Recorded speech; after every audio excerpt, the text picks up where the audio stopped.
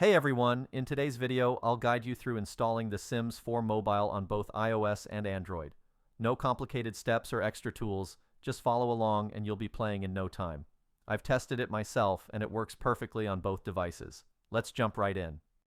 Before we jump into the download, let's quickly go over a couple of settings to ensure everything runs as expected.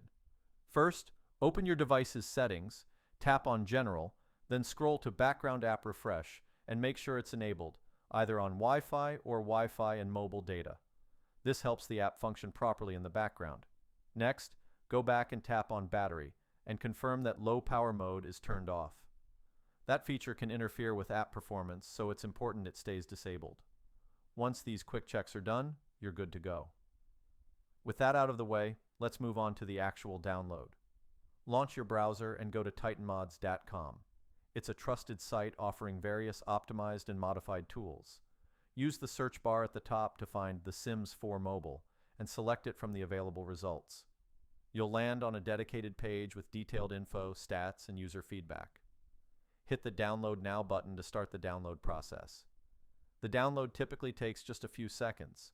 If it's your first time visiting the site, you'll need to complete a brief verification step. It's fast, easy, and doesn't cost anything. You'll be redirected to a short guide asking you to install a couple of free apps from the App Store or Google Play. Just follow the instructions shown on screen. Once the verification is successful, the app will begin installing automatically. For me, everything went smoothly, and as you can see, everything is now fully installed and running smoothly. That's all there is to it.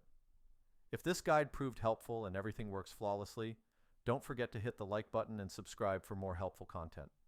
If you run into any issues or have questions, drop a comment below and I'll do my best to assist you. Thanks for watching, and I'll catch you in the next video.